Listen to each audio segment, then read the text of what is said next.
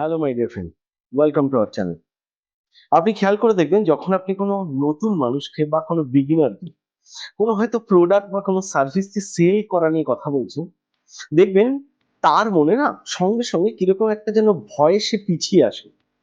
বা যদি তার এগোনোর কথা মনে হয় তখন তার মাইন্ডে এটা আসে কি কি প্রসেসে আমি এগোবো, কি এক্স্যাক্টলি আমার করণীয় রয়েছে। সে না টোটালি ভয় পেয়ে যায়, সে টোটালি না পাজলড হয়ে যায়।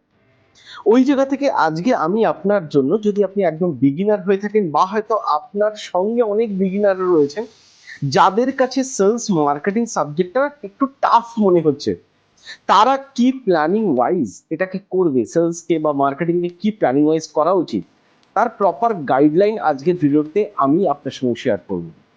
সুতরাং এই ভিডিওটা ম্যাক্সিমাম মানুষের কাছে শেয়ার করতে ভুলবে না যারা না এই প্রবলেমটায় দরকার রয়েছে সলিউশন। আর তার সঙ্গে আরেকটা কথা বলবো, প্রত্যেকটা পয়েন্ট কিন্তু আপনাকে আজকে না নোট ডাউন করতে হবে। আর আমাদের চ্যানেলে যদি ফার্স্ট টাইম হয়ে থাকেন, এখনো যদি আমাদের পরিবারের সদস্য না হয়ে থাকেন, তাহলে কিন্তু অবশ্যই চ্যানেলকে সাবস্ক্রাইব করতে ভুলবেন না। সো স্টার্ট করছি আজকের ভিডিও।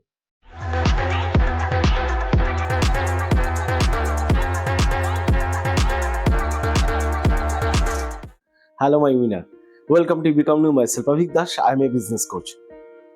আজকে আমি আপনার সঙ্গে 5টা সেলস স্ট্র্যাটেজি নিয়ে ডিসকাশন করব।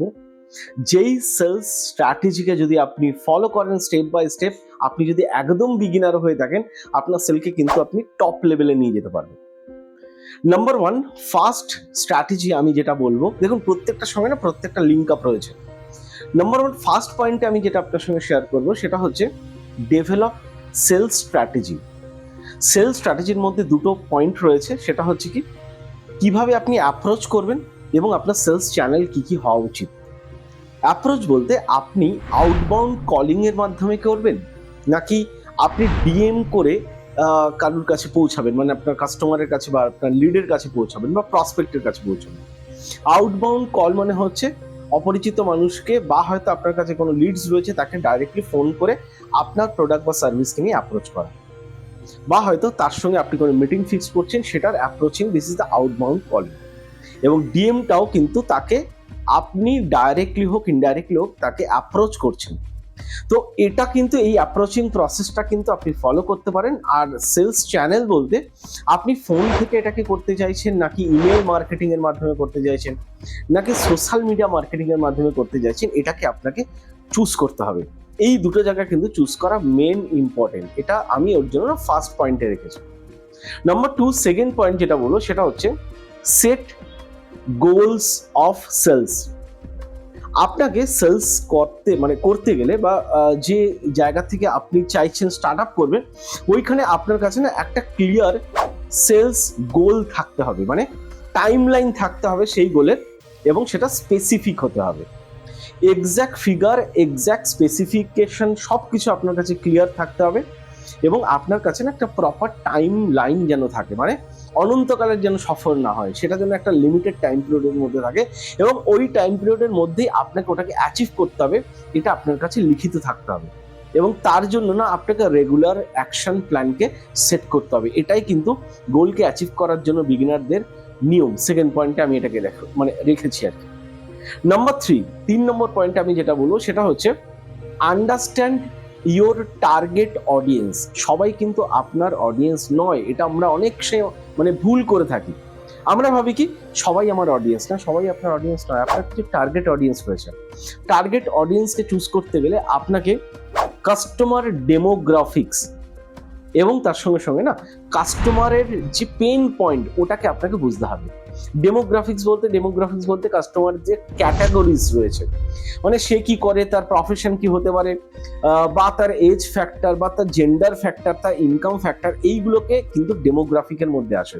এগুলোকে আপনাকে আইডেন্টিফাই করে বুঝতে হবে কি আপনার সার্ভিস বা আপনার প্রোডাক্টের জন্য কোন প্রসপেক্ট আইডিয়াল চুজ করে নিন। এবং তার সঙ্গে সঙ্গে আপনাকে আরেকটা জিনিস কি মাথায় রাখতে হবে, তাদের পেন পয়েন্ট, মানে তাদের জ্বালা কোথায় রয়েছে, তার পেন পয়েন্টটাকে আইডেন্টিফাই করুন। দেখবেন আপনার কাছে সেলস করা না বা কোনো প্রোডাক্ট বা সার্ভিসকে তার সামনে তুলে ধরা জলের মতো সোজা হয়ে যাবে। তো এই জায়গা থেকে আপনাকে এই পয়েন্ট, মানে 3 নম্বর পয়েন্টটাও আশা করি আমি আপনার কাছে ক্লিয়ার করতে পারলাম। এবার আপনাকে জানতে হবে কি নাম্বার 4 যেটা হচ্ছে প্রিপেয়ার সেলস টুলস। আমরা অনেকেরা সেলস টুলসকে তৈরি না করে মার্কেটে ঝাঁপিয়ে পড়ি। সেলস টুলস মানে কি? সেলস টুল বলতে আপনি পিচটা কি করবেন, মানে আপনার সেলস পিচ কি হওয়া উচিত, এটা কি আপনার কাছে ক্লিয়ার রয়েছে? এটাকে আগে না রেডি করুন। রেডি না হলে কিন্তু সেলস পিচ যদি প্রপার না হয়, আপনাকে কিন্তু কেউ গুরুত্ব সহকারে শুনবে না। এটাকে ফার্স্ট আপনাকে রেডি করতে হবে। তার সঙ্গে সঙ্গে আপনাকে যেটা করতে হবে সেটা কি, আপনার কাছে ব্রোশিওর কি রয়েছে, কিছু ব্রোশিওর রেডি করুন আপনার প্রোডাক্ট বা সার্ভিসের জন্য, সেগুলোকে দেখানোর জন্য। এবং তার সঙ্গে সঙ্গে আপনার প্রেজেন্টেশন প্রসেস কিভাবে করবেন, তার যদি কোনো পিডিএফ হোক বা হয়তো কোনো পিপিটি হোক বা হয়তো কোনো আপনার কাছে কোনো বুকস রয়েছে, ফরম্যাট রয়েছে, যে কোনো কিছু, ওগুলোকে না রেডি করুন প্রেজেন্টেশন দেওয়ার জন্য। এবং তার সঙ্গে সঙ্গে আপনাকে কিন্তু ফলো আপ করার জন্য কিছু যদি টেস্টিমোনিয়ালস বা কোনো যদি ডেমো যদি থাকে, সেই ডেমো বা কোনো টেস্টিমোনিয়ালসকে সামনে তুলে ধরার চেষ্টা করুন। তো এইগুলো না আপনার সেলস টুলস হিসেবে আপনাকে কিন্তু ইউজ করতে হবে। তো তার সঙ্গে সঙ্গে লাস্ট এবং ফাইনাল পয়েন্ট নাম্বার 5 যেটা করতে হবে সেটা হচ্ছে কি, রেগুলার অ্যাকশন, তার সঙ্গে সঙ্গে মনিটরিং এবং তার সঙ্গে সঙ্গে ট্র্যাক প্রোগ্রেসিং। তার মানে হচ্ছে কি, আপনাকে রেগুলার ওয়াইজ পারফর্ম করতে হবে। পারফর্ম করার পর আপনার রেজাল্ট কি হচ্ছে না হচ্ছে সেটাকে আপনাকে অ্যানালাইসিস করতে হবে। অ্যানালাইসিস করার সঙ্গে সঙ্গে কি করতে হবে, আপনার যে মেন্টর রয়েছে তার গাইডলাইন ওয়াইজ আপনি দেখুন যে আপনার ট্র্যাক প্রোগ্রেস কি হচ্ছে, মানে আপনার মান্থলি প্রোগ্রেস কি হচ্ছে, সেটাকেও আপনাকে আইডেন্টিফাই করতে হবে। তো এই যে 5টা পয়েন্ট নিয়ে আমি আপনার সঙ্গে ডিসকাশন করলাম, তো এই 5টা পয়েন্টের মধ্যে আপনার কোনটা ফেভারিট সেটা কিন্তু আমাকে কমেন্ট করে জানাতে ভুলবেন না। 1, 2, 3, 4 না 5 সেটা একবার জানান। আর আরেকটা কথা বলবো, এখন যদি আমাদের পরিবারের সদস্য না হয়ে থাকেন, তাহলে অবশ্যই আমাদের পরিবারের সদস্য হওয়ার জন্য এখনই ইমিডিয়েটলি কিন্তু চ্যানেলকে সাবস্ক্রাইব করে বেল আইকনকে প্রেস করতে ভুলবেন না। সো দেখা হচ্ছে নেক্সট ভিডিওতে। Thank you.